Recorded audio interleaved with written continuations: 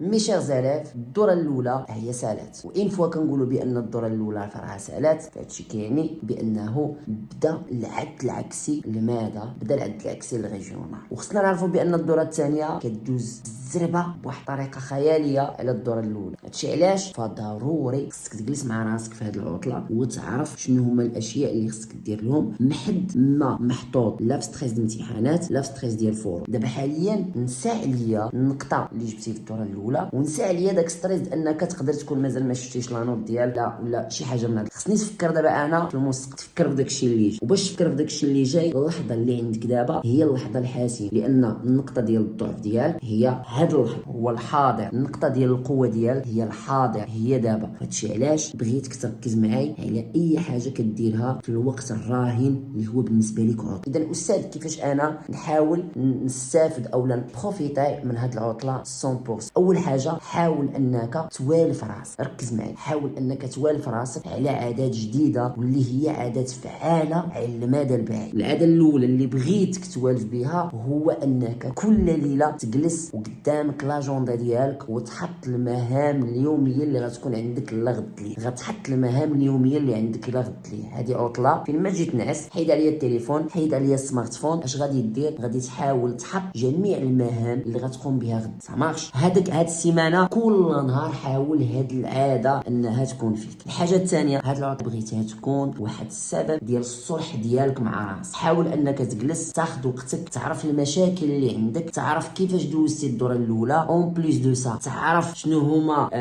بحال اللي غتجلس وتعطي واحد تقييم لراسك، لان كيفاش كتجلس وكتعطي تقييم لراسك كتولي تطلع على راسك من الفوق وكتعرف المشاكل اللي درتي الدوره الاولى، وهذا الشيء ما خصكش تعاودو الدوره الثانيه. الحاجه الثالثه هو انك غادي دير واحد البروغرام اللي غتمشي عليه، وهذاك البروغرام بطبيعه الحال ما يمكنليش نعطي بروغرام لان كل واحد والنهار كيفاش كيدوز. المهم نعطيك واحد الفكره تكون ملخصه. غتخلي لراسك واحد، تحاول تعطي لراسك مثلا واحد 6 سوايع المينيموم او لا واحد 8 سوايع. غتقسمها على الشكل التالي. غتحاول تعطي 3 بارتي في النهار ديالك في هذه العطله. غتحاول هذه العطله هذه تعطي 3 بارتي لا بريباراسيون او لا 2 بارتي تكون فيها 3 سوايع في الصباح بكري غير تفيق، تكون هي اول حاجه كديرها، هو انك تعطي لراسك 3 سوايع. تبعد عليك التليفون، غتبعد عليك كذا، غتبعد عليك كذا، وغتعطي لراسك 3 زور وغتجلس تخدم. وعاوتاني غتجلس ترتاح واحد شويه وغتشوف واحد الوقيته اللي تكون الطاقه ديالك فيها طالعه، سواء مع 4 سواء مع 5 سواء مور العصر، شو انت الوقت الملائم بالنسبه لك، وغتجلس عاوتاني واحد 3 زور سكسيسيفمون. وهاد البارتي هادي الا بقى لك عاوتاني وبغيتي تزيد شي وقيته وما عندكش شي وقيته واحده اخرى، زيد شي 2 زور او لا 1 اور اللي زيد غادي يكون افضل. فوقاش غادي دير هاد لي بارتي؟ غديرهم مقسمين في النهار. وهاد القضيه لو بغيتك تمشي قدام سكسيسيفمون واحد 4 سوايع ولا 6 سوايع، لا سير بشويه. وهنا نهضروا على 3 سوايع اللي بزاف الناس غادي يقولوا لي عليا راه استاذ بزاف. غنقول لك واحد الفكره، غتخدم بلا تكنيك ديال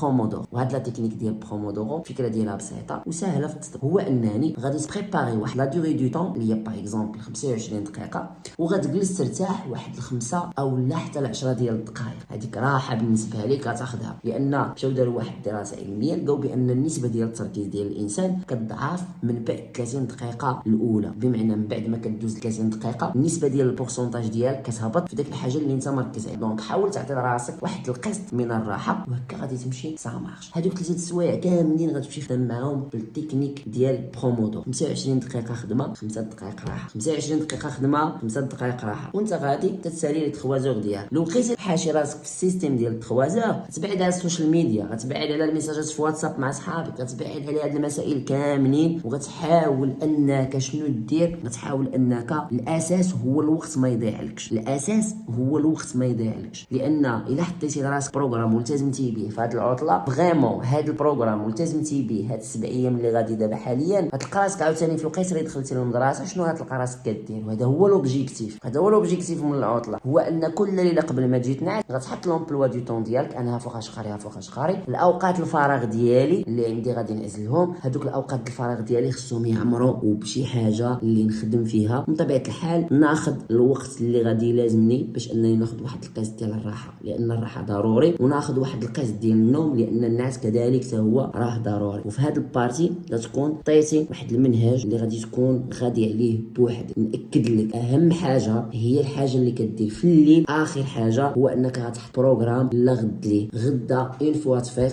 غتمشي لذاك لاجوندا ديالك وغتقول شنو هو البروغرام ديالي، ومن طبيعه الحال غتحاول باش انك تلتزم به، غتحاول باش انك تلتزم به. الا مثلا خدمتي واحد 50% ولا 70% من داك المهام اليوميه اللي درتي في المره الاولى، فراه هذا راه واحد النجاح كاسح. فرح براسك، نعس في الليل وانت مرتاح، وما تنساش باش انك خصك تقسم الطاقه اليوميه اللي عندك. دونك كان معك بروفيسور يوسف، تهلا لي في راسك. الغرض عندنا هو في التعييد العام جيبوا دي بون نوت ان شاء الله نفرحوا. تهلا.